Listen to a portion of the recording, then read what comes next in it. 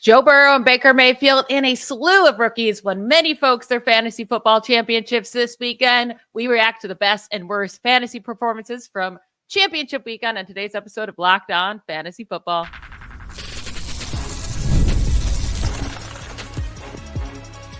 You are Locked On Fantasy, your daily NFL fantasy podcast. Part of the Locked On Podcast Network, your team every day. Welcome into the Locked On Fantasy Football Podcast. I hope you're all here listening after you're winning your fantasy football championship, or at least looking like you're going to get there after tonight's game. If you're new here, I'm one of your co-hosts, Michelle Magdziuk, and when I'm not doing this, I'm a researcher and fantasy analyst with NFL Network.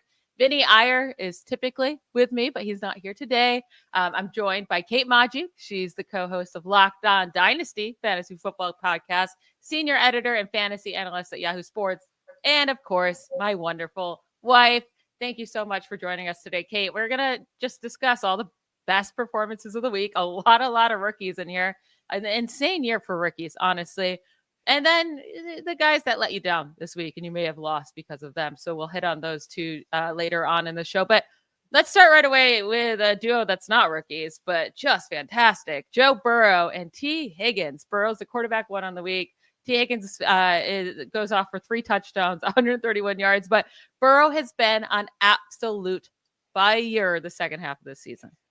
Yeah, Burrow has absolutely destroyed. And of course, his wide receivers are in big part of that. But he is very arguably playing at an MVP level and at a fantasy MVP level. I mean, we are seeing him incredibly efficient in the passing game, and he looks fully healthy. He is kind of offering everything we could possibly want. And QB3 on the year. But that second half of the season, dating back to week 9, he doesn't have a single finish outside of the top 12, not even the top 10. His worst finish dating back to week 9 is QB9. Other than that, he has been a top 5 fantasy quarterback in every single week but 2. Yeah, it's been quarterback 1, 1, 3, 6, 3, 9, 5, 1. And I hope the single digit numbers. You really do. And I hope they keep T. Higgins next year. Obviously, Jamar Chase is the priority, as he should be, but keep both from. I mean, this is the only thing working for your team. It's the only reason you even have a chance to make the playoffs at all heading into week 18 is because of Joe Burrow, Chase, and Higgins. Don't ruin that. But yeah, Burrow finishes the fantasy season as the quarterback 3 in the season behind only Lamar Jackson and Josh Allen. Just a great year for him all around. We'll see what happens with Higgins. Hopefully he stays. And if he stays, he should be drafted highly next year. Now, Buccaneers offense. Man, Baker Mayfield, Mike Evans, Jalen McMillan, Bucky Irving. They all had big games. Baker Mayfield throws 5 touchdowns, nearly 360 yards. He's the quarterback 5 on the year behind only Lamar, Josh Allen, Joe Burrow, and Jayden Daniels. I mean, you're talking about 3 hyper mobile guys, right? And then plus Joe Burrow, who's just a beast. And then Baker Mayfield, like crazy. He finishes a top 5 quarterback in 3 of the last 4 weeks. So if you've been leaning on him, there's a good shot you won your fantasy playoffs. Mike Evans came through with 2 touchdowns in the game. Jalen McMillan, second good fantasy week, 2 touchdowns he came with yesterday. That's another rookie wide receiver doing great things as late. And then rookie running back, Bucky Irving. I mean, when you give this guy the ball, he beasts out, but 113 yards on the ground, 77 receiving yards. Just great all-around performance by this offense.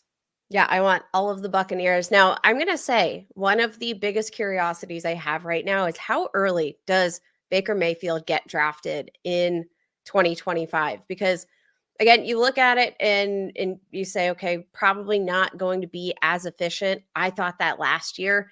I thought, okay, losing Dave Canales, there's absolutely no way that we're going to see Baker Mayfield continue to throw touchdowns as efficient as he has.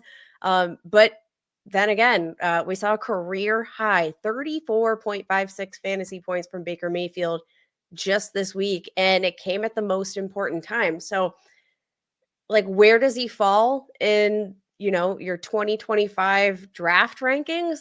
I think he's going to be a lot earlier than people expect, especially if, Jalen McMillan continues to build that chemistry. even regardless of whether or not Chris Godwin comes back as a free agent this year, like, I think it's time to believe in Baker. Hashtag believe in Bake. I'm going to believe in him, but it will be hard not to say the touchdown regression is coming. I feel like he's going to be ranked around where Jordan Love was ranked coming into this year. And Jordan Love had a very big risk of touchdown regression. Jordan Love did. And that happened, right? Jordan Love will be in our disappointment segment, and he's been a disappointment all year. Kind of like CJ Stroud, like these guys who are pocket passers aren't like elite guys like a Joe Burrow, right? It's harder to trust them to, always put up these numbers. So Baker might be a guy I stay away from next year in drafts, but he's had a fantastic season. And Bucky Irving, man, he's going to be drafted high, as he should be. Now, this quarterback, he might be the first one off boards next year. Jayden Daniels, man, what this dude is having. And it's actually, so many people thought Jayden Daniels was going to have a really good fantasy season. Now, I don't know about quarterback 4 on the season behind only Lamar, Josh Allen, and Joe Burrow, but he's also just having a really good NFL rookie season as well. But last night puts up 127 rushing yards, 3 passing touchdowns, 227 passing yards. I mean, he's just a beast. He's winning if you drafted him this year, you probably won your fantasy league. Zach Ertz came through with a big game, 72 yards and 2 touchdowns. But Jayden Daniels, man, like how high does he go next year? I mean, I think you have to consider him in the same conversation that you would, after Josh Allen. And what's crazy is, Lamar is going to go super high.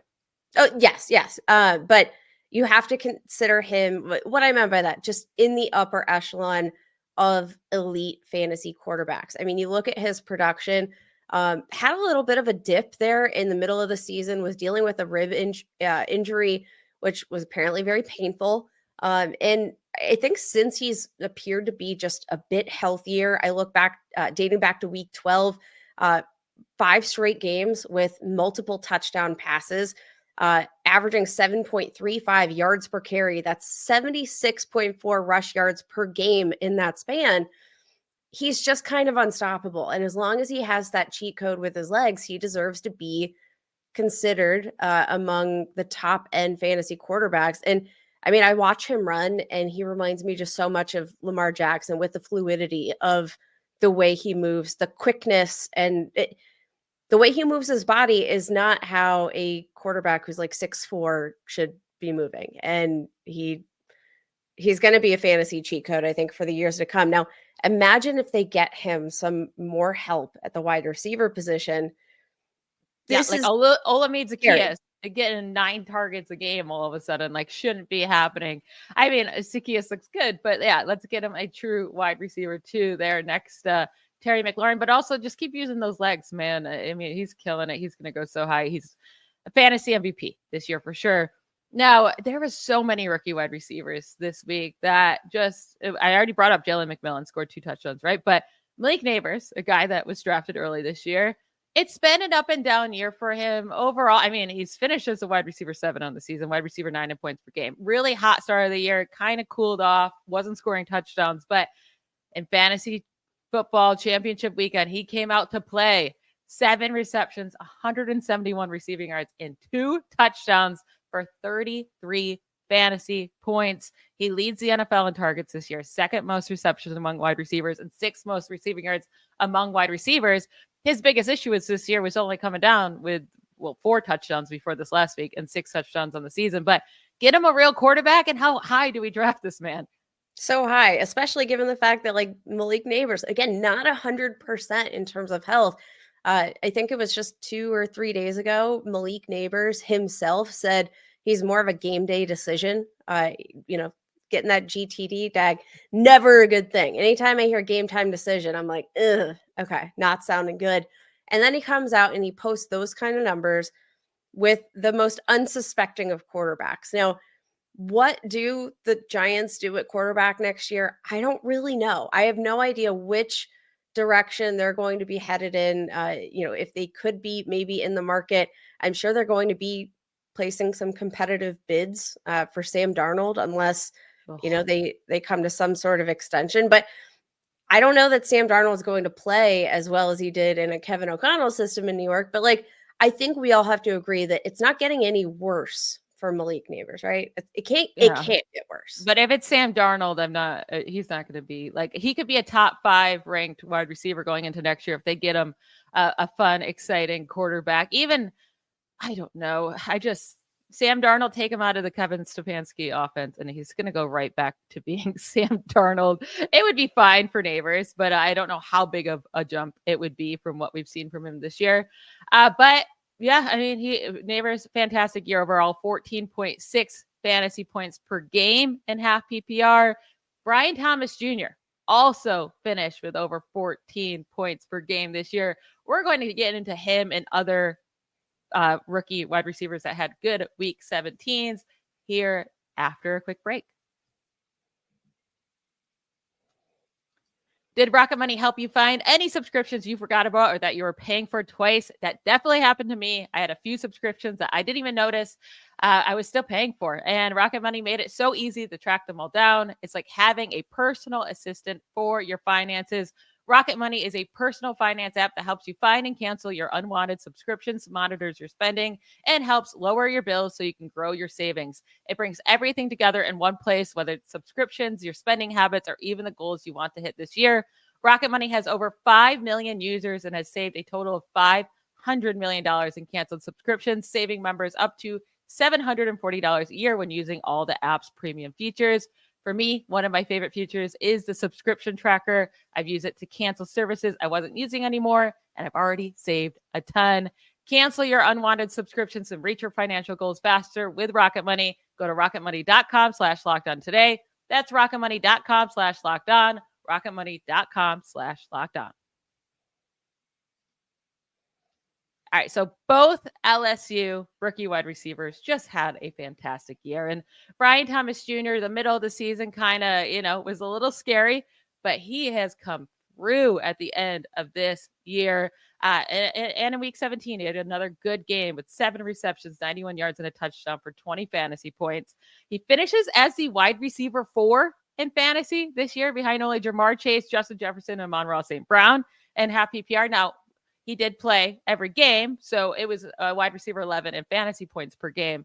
But I wanted to list out the rookie wide receivers to score at least 14 fantasy points per game in half PPR in the rookie season ever.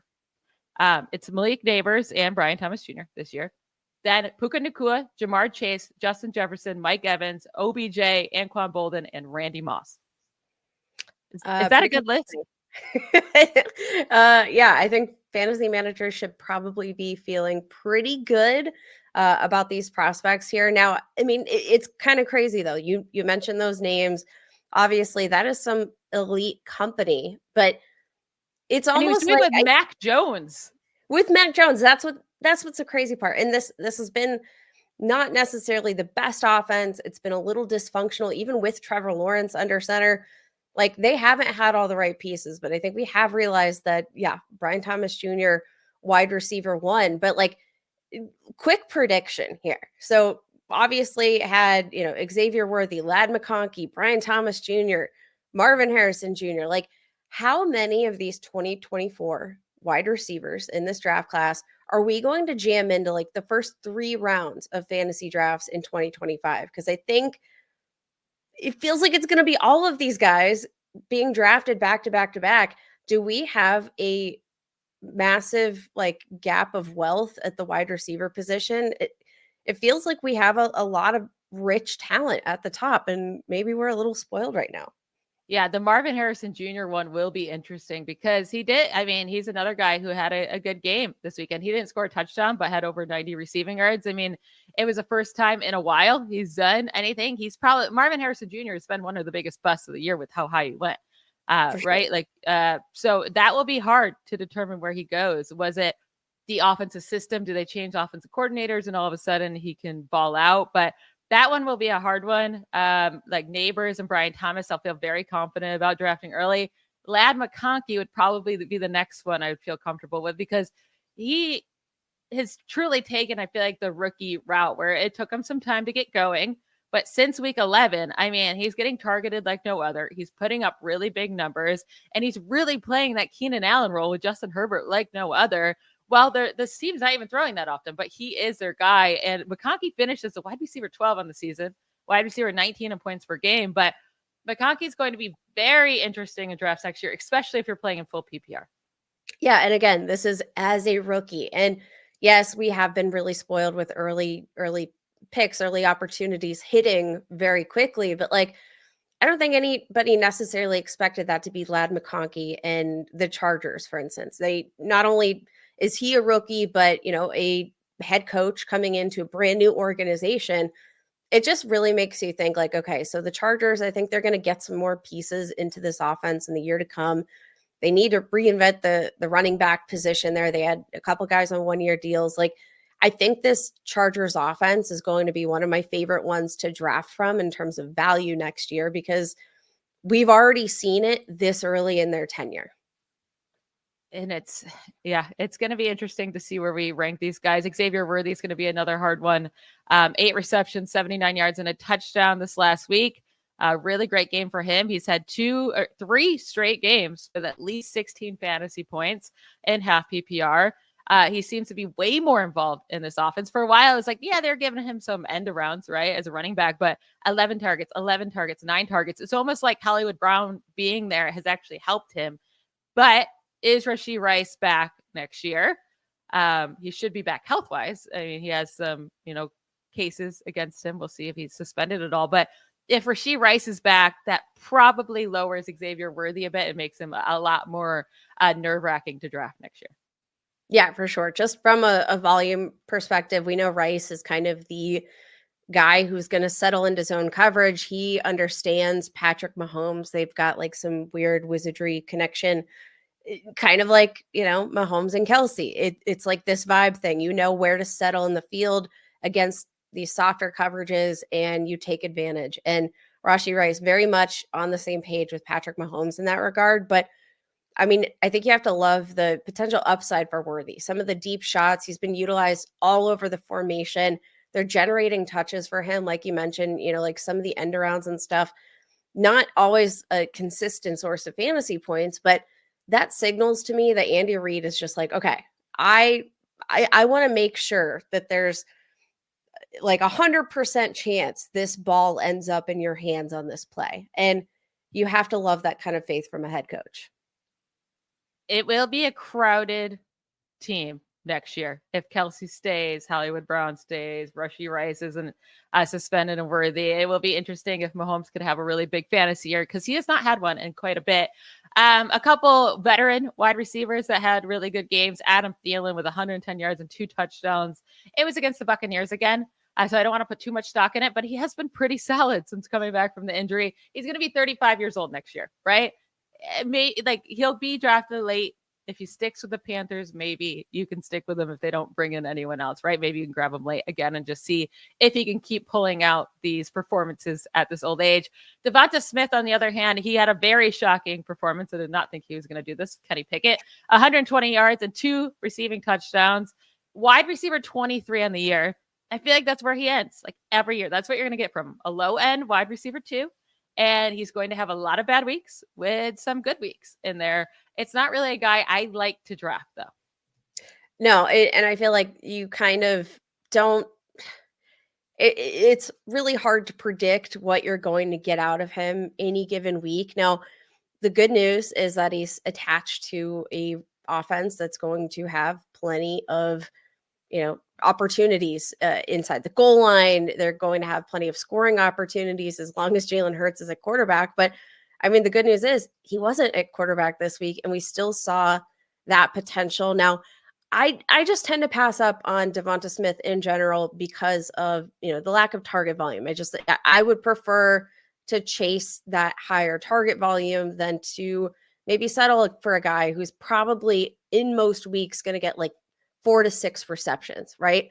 But this was the perfect week to showcase the upside of that.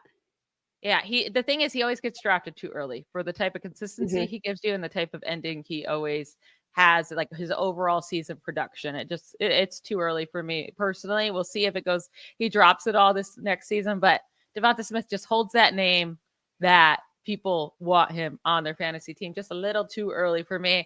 Now, lastly here, I want to talk about Jonathan Taylor because he puts up his second huge fantasy week. He's the RB1 so far in week 17 with 2 teams to play tonight, but 32 carries. It's not like he was super efficient, but 32 carries, 125 yards, and he did score 2 rushing touchdowns again. So 5 rushing touchdowns over the last 2 weeks. And this was what was holding him back over the last month and a half, right? Like he wasn't scoring touchdowns and it was killing him in fantasy. He was getting all the touches though. And Jonathan Taylor had never had an issue with scoring touchdowns in his career. It was going to bounce back. It did bounce back. And he's only going to be 26 years old next year. He turns 26 in January. I think Jonathan Taylor will be a very sneaky good price in drafts because of that long time disappointment later on in the season. Yeah. And honestly, I think part of the thing to consider too is that, Jonathan Taylor, for what it's worth, if you went in on a high draft pick for him, which you had to, unless you traded for him, you probably, you might not have gotten it this far. So, sometimes that recency bias kicks in like, oh, Devonta Smith won me a championship. I'm going to draft him a little bit earlier. That might not be the case with Jonathan Taylor as much as it should be, just because of that long drought where you really just did not see kind of the fruits of going in on Taylor that early. But I think what you have to be pretty happy about is the fact that, yes, he was still the RB1 on the week, despite the fact no Anthony Richardson. We know that, I think he's kind of one of these quarterback proof running backs. Not all running backs are. We're going to talk about that in our next segment for sure. But I think you just have to love the fact that he is getting all of these opportunities, and they really just kind of put the game on his shoulders and called it a day. Let's transition to the most disappointing performances. And a lot of the ones I'm going to bring up, they've been disappointing this year, like for most of the year. So we have to figure out, was it just a down year for them? Are we going to give them another shot? We will discuss that to end the recap of Fantasy Football Championship Weekend right after a quick break.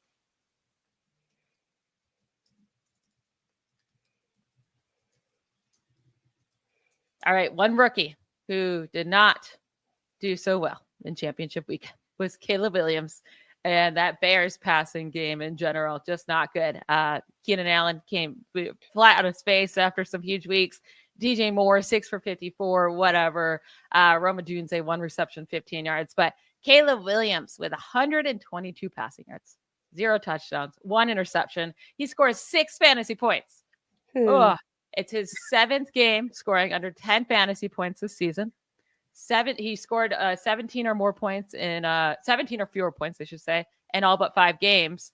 Now, it was looking like it was trending up. He had at least 22 fantasy points in weeks 12, 13, and 16, but came crashing down last week. It seems like anytime you start to trust Caleb Williams and this Bears offense, it just comes crumbling down. Yeah, I have some serious questions about Caleb Williams. I think from a dynasty perspective, if you're playing long-term fantasy leagues, Caleb Williams, I do think he's going to be fine. I just believe too much in the talent, and you see all those flashes pretty consistently on the field. It's just the plays in between that I think we need to work on. I think there's a bit of a culture issue there in Chicago. I think they need to kind of rebuild from scratch, but I do think that Caleb Williams is a kind of guy that you want to rebuild that around. So not concerned for his super long-term projection, but I have to wonder, in your average fantasy league where you roster one quarterback, you're playing one quarterback, does Caleb Williams get drafted next year? He's going to go late, and it's going to be one of those you have to take the risk, and he could be a huge reward. My issue with watching Caleb Williams, it's like every good play he has is a fantastic, amazing splash play, right? There's not just those typical good quarterback plays where you sit in the pocket and you throw the ball quickly and put it on a dime. Those are so rare for him. It always feels like he's just running out of the pocket. He just won't throw the ball. He needs an offensive coordinator or a head coach that's going to teach him to stay in the pocket, look at the field, scan the field, and get the ball out quickly. It can't be all splash plays, or it's never going to work in the NFL or to be consistently good in fantasy. Watching him just feels like a real roller coaster at all times. So hopefully, you want to scream at him. I think, he needs to learn to, take what's in front of him and not wait for new things to develop down the field. And a lot of times, that's going to lead to you holding on to the ball too long, you taking sacks that are completely and totally unnecessary. But I have to envision that if Caleb Williams is this master of his craft, that's going to be a big part of his offseason program is you got to almost rewire your brain a little bit. No deep shots, like no deep shots, but you can't play hero ball every single down, or you're not going to be playing hero ball in the NFL very long. The good thing about Caleb Williams is at least he has like some rushing upside. He has the mobility. That's a huge part of his game. He just needs to reel it in a little bit. And I think that's going to be a big part of his offseason. Yeah, one guy who does not have the rushing upside, who had a very bad fantasy season, is CJ Stroud. He went very early in drafts, way too early for a guy that's, is not going to get you rushing yards. Didn't put up huge touchdown numbers either last year. But 6.1 fantasy points he gave you in week 17 if you played him against the Ravens defense. Nico Collins, pretty disappointing, 3 receptions, 59 yards. Joe Mixon, another really bad week from him, 4.9 points. But Mixon's been dealing with an ankle injury. He's faced some really tough rush defenses. So you can kind of use that as an excuse for him. He was so good for the majority of the year before this ending. But if you had him in your fantasy playoffs, he probably really screwed you over. But getting back to CJ Stroud, quarterback 18 on the season, but he quarterback 27 in fantasy points per game. So real bad. He had 2 top 10 quarterback performances this season. One was in week 1. He was the quarterback 9, and the other was in week 4, quarterback 5. So he has not had a top 10 performance since week 4. Not great. Not great at all. I mean, for comparison's sake, Jayden Daniels has had 4 such performances dating back to week 12. So that's how bad CJ Stroud has been. And I don't think anybody's going to argue about that. But what I do think this is a great example of is the kind of risk that you take on when you buy into some of these guys that are more pocket passers. It's not like CJ Stroud's a statue in the pocket, but rushing is not a crux of his game. And, making your early quarterback pick one of these guys that is so dependent on the passing efficiency, it's always going to be a risk, I think. And these guys are going to be inherently more risky than some of the safer rushing upside type quarterbacks, because that's fantasy cheat code. Yeah, you need insane touchdown percentage for these pocket passer quarterbacks to be great, like Baker had this year, like Jordan Love had last year, or like the second half of last year. But we saw that crumbling down. Jordan Love saved his day slightly with a late touchdown, but still only 14 fantasy points in week 17. He's the quarterback 14 on the season in points per game. He was going way higher than that in drafts.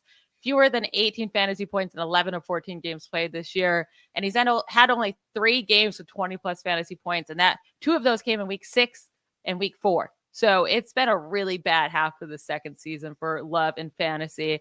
Again, he's just a guy that you need the high touchdown production, and it's just going to be risky to draft him in any given year. Now, Breece Hall, let's move over to the running backs. 5.8 fantasy points. I mean, another huge bust this year. On the season, he ends as the running back 18 on the season, but he played in all just 1 game. So, and also he was going top 3 in a lot of leagues, top 5.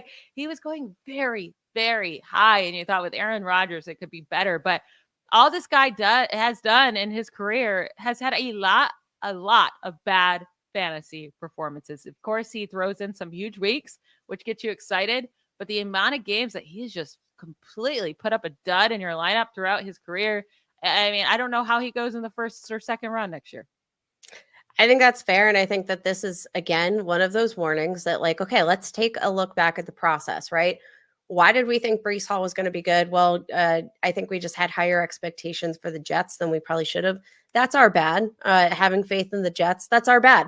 But I think looking at Breece Hall and what he did this year, it's a symptom, I think, of the larger problem that is the New York Jets, where you just don't necessarily want to roster running backs on bad teams. Talking about the Jets, Devonta Adams had some really good months. He did. And then, yesterday. He has 5 receptions, 47 yards. He turns 32. Actually, he just turned 32, so he'll be 32 next year as well. I don't know. Is he still with the Jets? Is Aaron Rodgers still with the Jets? Does he follow Aaron Rodgers?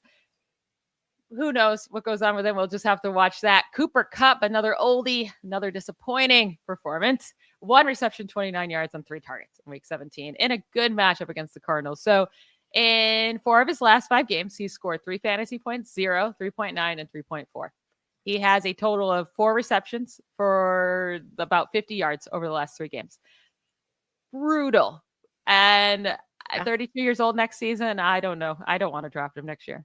I don't want to draft him. And you know what? Like, I think this has just become so clear that this is Cooper Kupp's team. Puka Nakua's team.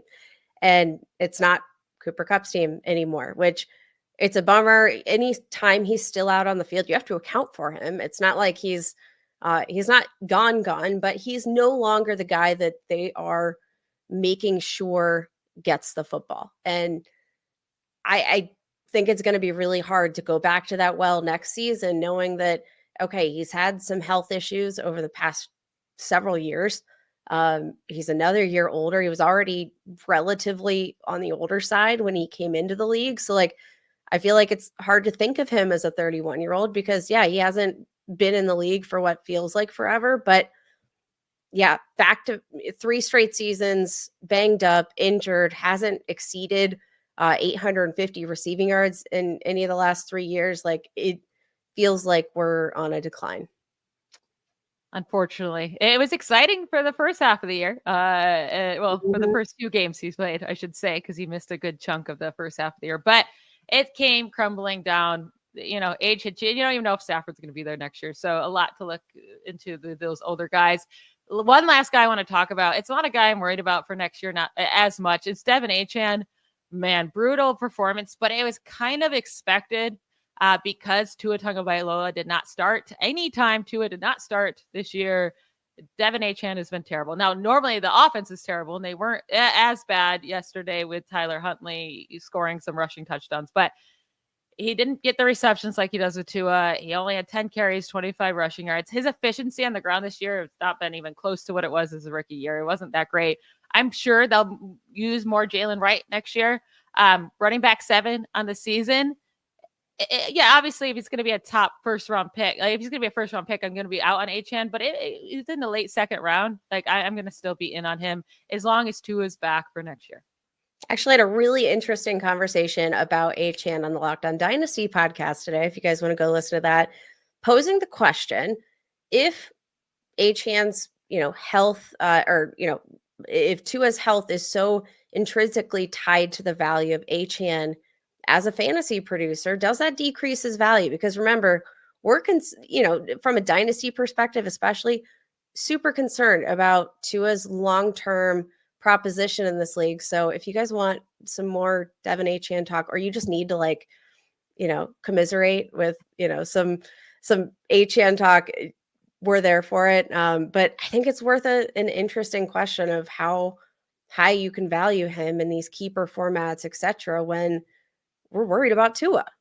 Yeah. And he's a small guy himself. And I'm sure the efficiency is after that first year, I feel like teams kind of caught on, and it hasn't been as pretty for him, but he still had overall a very good fantasy year as long as Tua was on the field. But yes, go listen to Kate and Marcus Mosher over on the Locked On Dynasty Fantasy Football Podcast. They do great work over there. Thank you so much to Kate for joining us today. That is it for today's show. We will be back on Wednesday after the new year. And hopefully Vinny will be back with us as well. But just hopefully you won, and hopefully you can win tonight if you're waiting on some of those Lions 49ers guys. Have a great New Year's. We'll talk to you on Wednesday. Bye, y'all.